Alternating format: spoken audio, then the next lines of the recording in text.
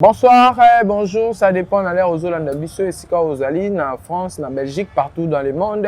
Zalaki mo na mboka Glody Ngumba donc émission bolinga mingi masolo na peuple yango DG Bandaki toé a poto beta masolo o Italie vraiment mboka na biso République démocratique du Congo donc yango na bengela kibino moko ya acteur politique ya mboka na biso azali pe moko ya parti aza cadre na kati ya parti Recept ezali parti cher ya mwana mboka Martin Lukusa ezali pe parti oyo soutenir la partie présidentielle IDPS donc inde tokobetani masolo nazo yamba déjà invité langa. Bonjour monsieur. Bonjour ndeko journaliste. Bonne santé. Et santé tout va bien. Nazo profiter pour occasion ya ko saluer bandeko nyonso oyo bakolanda biso bisika nyonso oyo bazali toye awa pona ko solola matali mboka po toyeba nini tokoki ko pesa bino politique ya mboka ya nini na masolo pe na kati ya parti politique na biso Recep oyo kambami pa mwana mboka Martin Lukusa pano aza président national. Merci beaucoup. Sinon, Kouré peut au Congo se présenter. Gédéon Kaya, nazali président interfédéral adjoint ya ville province ya Kinshasa. Na kati ya parti Rassemblement de l'Union Sacrée des Élites Progressistes, Recep en sigle oyo kambami et pas moi la mboka Martin Lukusa pano et longona secrétaire général Wilson Mananga. Merci mingi, vraiment on est aki mwana mboka boyoki par rapport à la présentation na ye déjà to kota na kati ya muzindo ya eloko sensi zo mokolo lelo to mona ki na niveau est FRDC na biso vraiment a ko bundisa ba ona na o ba za ko meka ko boto la partie cher ya mboka na biso Bunagana ba rebelle ya M23 o ba zaki Bunagana et cela vraiment déjà 2 mois si je me trompe pas ou 3 mois.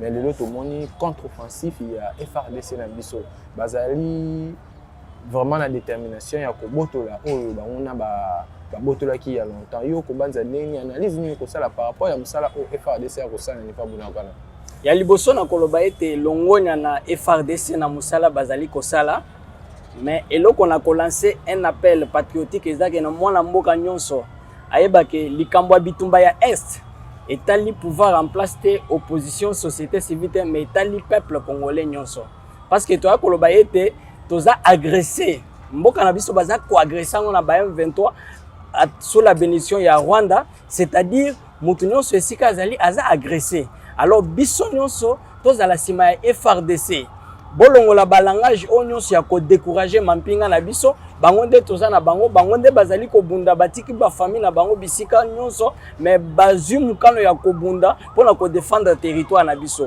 Alors vraiment longonya courage ba FRDC population nyonso congolaise baza sima na bino tozana pona ko soutenir bino bolanda malobate ya ba oyo bazali ko pesa ba message oyo ke na l'encontre mais j'espère que sur le terrain FRDC azana kata ko sala musala malamu et na banze ke ba mikolo ezoya to ko récupérer Bunagana parce que c'est à 2 km déjà na information na uti ozalelo c'est à 2 km mais yeba ete que non ennemi a tchaki moi ba piège belé il avait un peu combattu dans tous les fronts mais avec technicité ya ba mampinga na biso je pense que dans quelques heures to ko récupérer cité à Bunagana. Donc jusqu'à présent Bunagana est entre les mains FRDC. Bon vous savez que non Bunagana est à cité.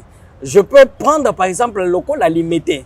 Bon FRDC à cause alawa au commun le niveau peut-être après mairie rebelle pe azawana c'est-à-dire tant nazo 2 km c'est déjà na kata cité mais pour la récupération totale yango nde nazai ko bazana kata ko sala parce que lilo lisusu bitumba ibandaki bazana okene mais quelque chose que peuple congolais a retenu que non FRDC azana kata ko tambo de victoire en victoire. De victoire en victoire mais par rapport à moi changement au mokonzi mboka saki na niveau ya armée na biso okobanza pe kezali solution vraiment pour na ko déboulonner ba rebelle wana na niveau ya Bunagana. Effectivement ça apporte un plus na eloko tolobaka mikolo inso oyo ya réforme ya armée parce que tolobaka chaque jour ya infiltration mais infiltration na comment ekomaki na ko mais quand moi ko expliquer peuple congolais parce que balobaka non na 2013 FRDC tolonga ki M23 mais na lolengini tolonga ki bango on était allé par un dialogue wana ba rebelle ba pesa ba condition na bango ba mixage alors nde ba komai kozwa bango quelques rebelles bazotia bango na kati armée tango bazoya ole basala musala oyo esengeli basala pona mboka bango bazosala musala na compte ya Rwanda. C'est pourquoi on a été non, il faut nécessairement une réforme de l'armée. Alors, chef de l'État à comprendre, c'est pourquoi on t'amène à la nomination à la FRDC. Alors, je pense que non, c'est quelque chose de très bon et ça va produire au moins le fruit au là. Mais par rapport à tout le monde qui chef de l'État, ça qui déplacement, qui est à niveau il y a Mbujima, et c'est quand ça qui est ministre, mais il y a Makutano et Salama qui kuna na niveau ya Mbujima. Mais par rapport à l'édition on sait que Salama à part ni Makutano comme le peuple congolais. Il y a habité analyse na auto lecture na Makutano eza association ba investisseurs ba entrepreneurs nationaux na internationaux ba outi ba mboka belé. D'ailleurs, c'est un honneur.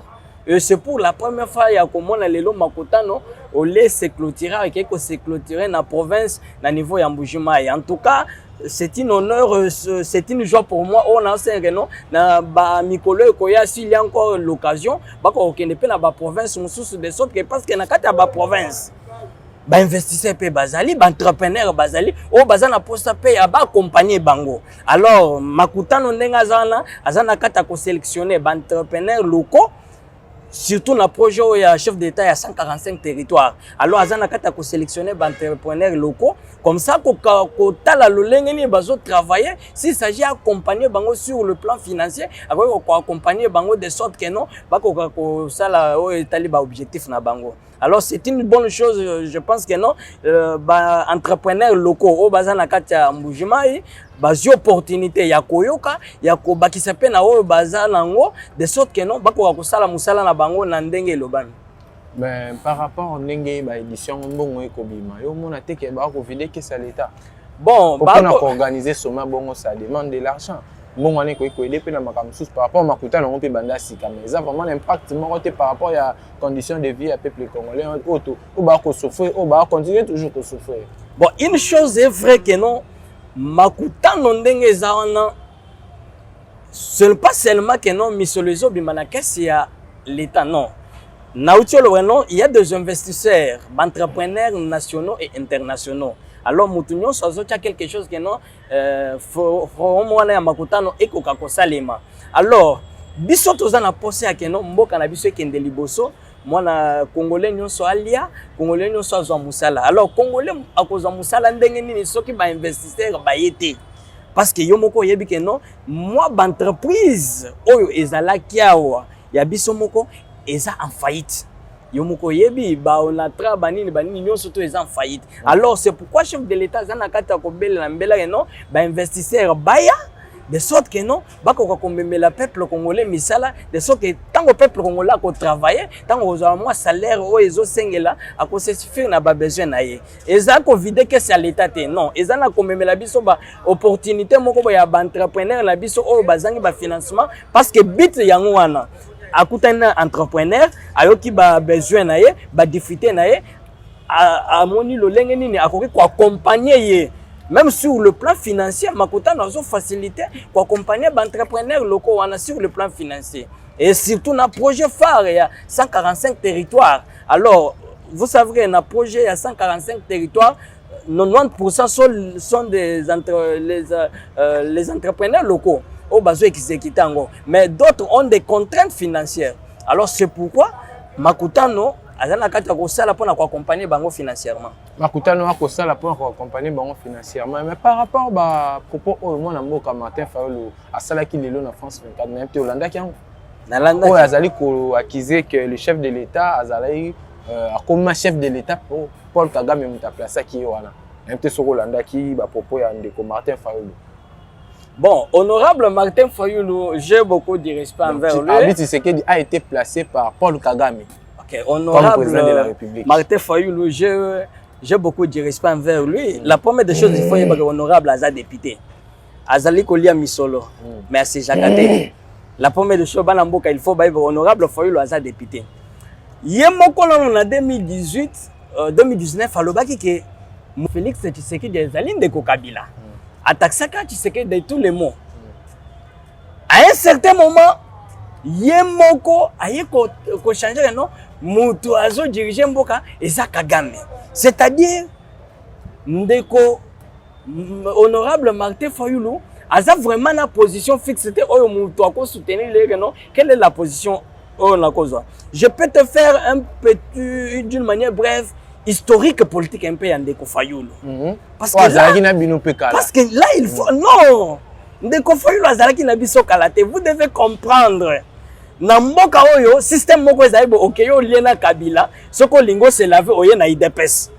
Et pas Papa Tshisekedi, comme ça Papa Tshisekedi azuye a mis commission opposant. Ndeko Fayulu ayaka na Congo wa ezaki na kopa carburant. Abando te kana ye carburant. Akei na ba connaissance na kopa kuta na massa na ye moko oyo azalaki na ekiri ya banakini. Na ekiri ya banakini wana akekuta na pena vie kimbuta. Vie kimbuta nde muto aye ko prêcher que non yaka kopa ezawa. Kota na politique tika makambo ba carburant na. Ndo moni na élection ya 2006 Ndeko Fayulu il a postulé comme député provincial. Na mbongo oyo akeno defa ya $40,000 bino no sobolandaki ya $40,000 pour na kasikosa la campagne oyo asalaka na 2006 pour bima député. Ndo monaki na revanche comme mbongo ane utake pa vie André na revanche a voté vie André comme gouverneur à la place Ada Bombole. To baso kimbuta tikala biso mboka na ndenga tika ville province ya Kinshasa le mal c'est qui c'est monsieur Fayulu. Alongo wana tant que na 2011 a monikete koto ndenge na travail na PPD simbité il faut na keneka na opposition nde na tawana politique na bango bayai koya na mopanzi ya IDPS babikete seule place to kota to zo batem to koma ba vrai opposé eza wapi na IDPS a mopanzi ya Papa Etienne Tshisekedi nde bayaki na mopanzi ya Papa Etienne Tshisekedi na élection ya 2011 basali campagne abimi pe député mais Papa Tshisekedi alors que député nyonso a postulé a sali campagne na ilongi nanga a CGT mais via boyaka via lobaka no base yebisinga na sala nini na CGT via kendaka ko CG na ye après ko CG na ye pour tokei tokomo kende vers 2016 vers 2014 basali loko bazobenga dynamique de l'opposition dynamique de l'opposition tant basali bazali na ba Vital Kamerhe bazaki na ba MLC ya mama Eve Bazayiba bazalaki na Olenga Nkoi wana dynamique de l'opposition muto bana coordonnant ngwezaki Papa Kiakwama bandeko diriger tant on tokende na 2016 na dialogue ya Eden Kojo vie Etienne azana na libanda poto Martin Fayulu amemika esprit na ye ya tertiris a diviser bango nde baya a diviser ye moko misala coordonnateur na part na ye Papa Kiakwama matikala ba Olenga Nkoi pe batikala part mais chose est grave akenda na dynamique de l'opposition na yoana asuka wapi tango to na élection na 2018 abando bina mabina na ya vérité des urnes azu dynamique de l'opposition abalusi yango elongo dynamique de l'opposition comme dynamique pour la vérité des urnes entre autres na bavie mobaki le loyo tunanga ke non dynamique pour la vérité des urnes suite nango eza wapi oyoka kango osoyoka non ata moi réunion mobo ya dynamique pour la vérité des urnes bosala la muka visionnaire na muta pesa kombo ya la muka c'est Félix Tshisekedi tango bakenda na Afrique du Sud c'est Félix Tshisekedi muta bimisa non votaki Martin Fayulu bon Félix Tshisekedi vous devez comprendre certains démocrates mais Félix Tshisekedi ne vient pas du néant il avait une base mon frère vous imaginez clair un parti oyo ebunda 37 ans baya kokoma na ya moko bobabi misa candidat comme parti wana ndima bazo mo mutu moko boye na moi parti moko ezalaki kutu na moi bureau moko boneto weseke no akomi candidat comme non Félix Tshisekedi ce n'est pas lui qui décidait tout pour l'IDPS oui il était le président de l'IDPS mais l'IDPS ndenge Papa Etienne Tshisekedi atikaki yango c'est la base ndo molaka base eteleme le binyet retirer baere au saliwana yepa yokela ka base na ye mais par rapport ndenge ndeko Martin Fayulu accusé ndeko Félix Antoine Tshisekedi yoko banza ke mais ndeko Antoine Félix Tshisekedi akoyepe kolonga guerre wana na Paul Kagame parce que to komona ke to bunda na 23 te mais to ko bunda na Paul Kagame yango nde nazoloba musapi moko ekolokota silite pour le moment likambo ya guerre ya est ezo concerner mutu nyonso ata ye foyulu atika koteka image ya mabe ya mboka na biso libanda azali parce que na landi elobi biloko azoloba na tala vie oyo ba chemango azozo elango wapi na mita oyo biso nyonso toko soutenir FARDC sima ya le commandant suprême Félix Antoine Tshisekedi. Par rapport au enjeu politique on dit Kende, est-ce que vous avez sapé que l'élection est en 2023? Biso tozana kati ya ko se préparer. Biso au niveau d'abord, il y a parti na biso RICEP.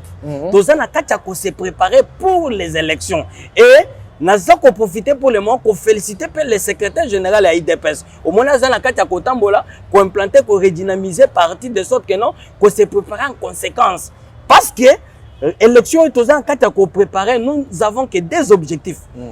Premier objectif est de faire réélire le président de la République, Félix Tshisekedi. Deuxième objectif est de faire une majorité confortable, de sorte que tout le monde a RR, coalition, il y a FCC cacheté. Alors, à la place, il y a préparé parti na il y a zana kati ya kotambola ko beta ba concert na États-Unis na Canada wapi beta na concert. Maintenant on koya na 2023 batu ba se préparaki ba gagner élection na ebité tout soke ko za la vérité des urnes soko ko za la na ki mona mboka azali cadre monene na kati ya parti RICEP azali pe porte-parole il y a parti présidentiel au tobengi na kombo RICEP azali parti soutenir ka ndeko Félix Antoine Tshisekedi. Mais de côté muki na kati ya parti na bino to mona ki le DG Martin Lukusa Wazali DG na kati ya Onatra ba bengisa ki na niveau ya l'Assemblée nationale na commission pas à répondre à ma question aux ezaki réservé pour naé mais opinion ba ko s'inquiéter vraiment juste ezaki ni zait vraiment il y a détournement ou quoi. Bon il y a liboso on a ko préciser na opinion ezaboyi les contrôles parlementaires ezali constitutionnel. Assemblée nationale ndenge a pouvoir ya ko contrôler, ko évaluer, ko ça la suivi, ko ça la enquête na gouvernement, na entreprise ya l'état.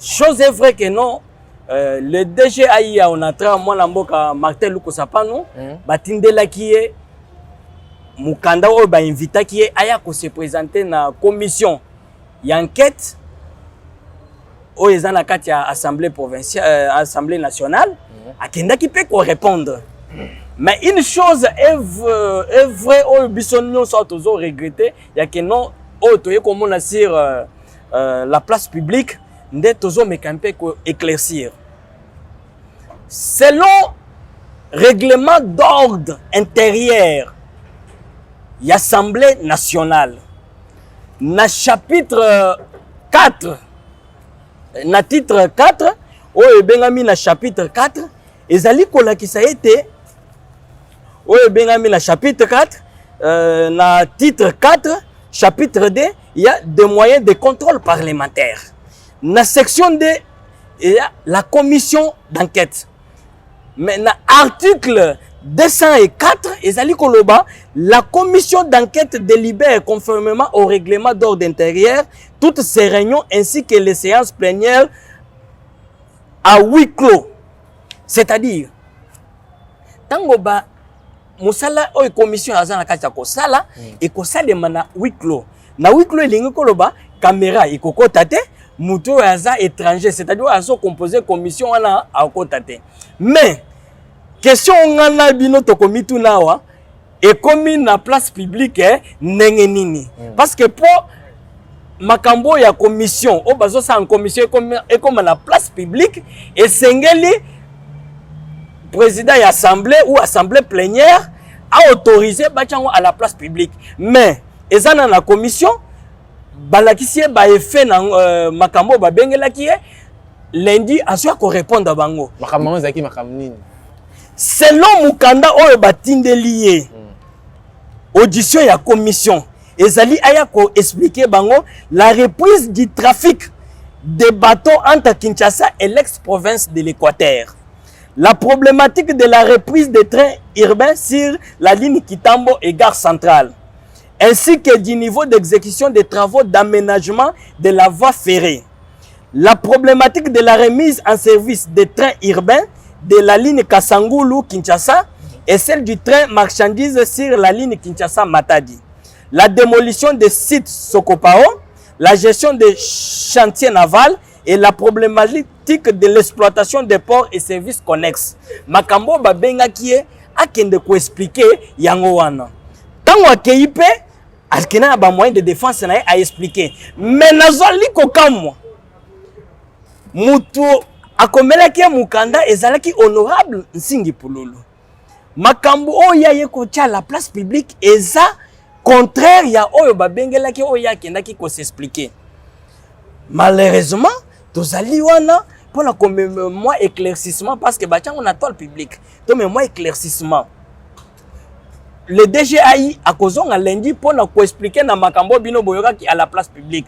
Parce que biloko wana nyonso bino boyoki en réalité généralement sont du mensonge. Pourquoi? Parce que il y a quelque chose soi-disant une entreprise de l'État na yebite na zotuna soki na mobeko nini komi que non comme Miba par exemple ezali entreprise ya l'État mais za na kati ya Kasai mutako ko dirigeant oka muluba wana na yebite. Or mboka na biso tozana 4 langues nationales na 300 et quelques tribus. Ils ont reconnu constitutionnellement. C'est-à-dire chaque tribu, chaque personnalité, ou akobimana tribu X ou Y, soit dans ba capacité, na ba expérience, ba continue soit na ba Congo, soit wapi à diriger entreprise à l'État. Mais chose est malheureusement, bazoko c'est la likambo na que non groupe moko boya bato abane Congo. Ndeko journaliste nazo yebisayo nga nazwa katan ya kovanda na ba ndeko wana ba ne Congo sont des gens formidables. Bato balingaka droiture, basa bato balingaka justice, basali bato balingike lobby on atra ekoka kozonga na ndenge zalaki basa na souci nango.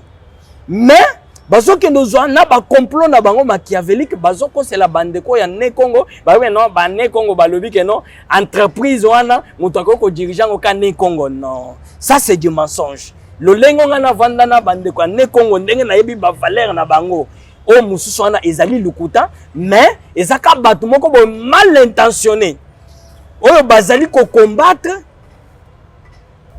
ezaka bato moko bo mal intentionné o bazoko ko combattre vision ya chef de l'État mais bako c'est là bande ko na ngai o ya valeur o nazo pesa lokumu bané Congo.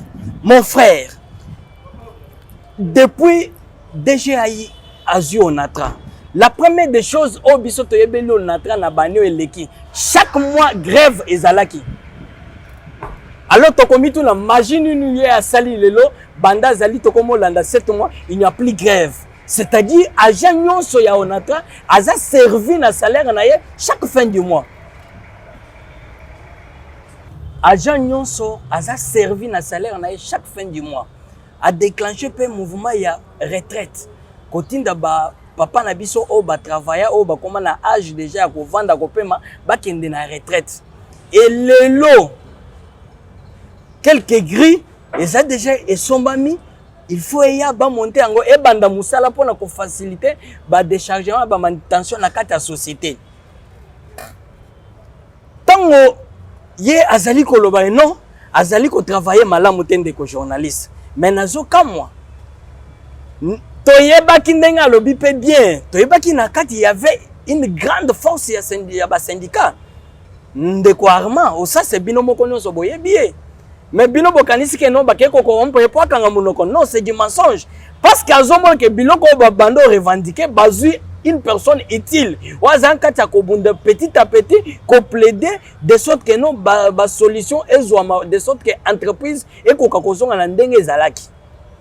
Mais les gens mal intentionnés oyo balingi ke non wana te x tel azala wana solo to koyo ka rumeur que circuler que le DG Martin Lukusa a coupé sa bateau sous ba retraite a coupé sa ba mise en pied donc a ça ko révoquer bateau to éviter est-ce que ça vraiment est solo ko révoquer bateau c'est trop dur. Le DG n'a jamais révoqué mais ezana bandeko yo bazokende na congé technique wana na statut ya entreprise. Oui. Qui a pourtant à respecter statut. Non, il y a wana bazo lende ko salir.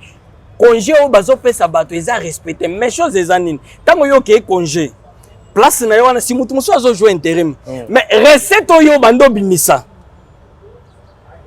recette yo bando bimisa na place na yo oyo atikali ko jouer intérim akomo sala ngo fa 3 mais tango kolingo zongi il faut pas prolonger parce que entreprise ndenge za wana on attend ndenge za na posa ya misolo parce que makambo aza nango ezosengela misolo de sorte que non bakoka kozongisa entreprise na ndenge ezalaki misolo wana ekoya wapi kaka na bisiko yeyelaka mais bisiko wana ntango yo okeye na congé oyo atikali na place wana tomoni a doublé par rapport ya recette na yo tokolobaka yo musani no bando sala nazoyebi biso eloko mosusu gouverne na ba DG oyo baleka à chaque fois bando linga bafuta na kati ya onatra gouvernement nda bando ya kaka na moi ko soutenir onatra de sorte akoka kofuta mais lelo temps on azolo ba depuis DG Martin Lukusa azana onatra entreprise yango moko yango nde ezofuta na misolo na recette ya entreprise yango moko sans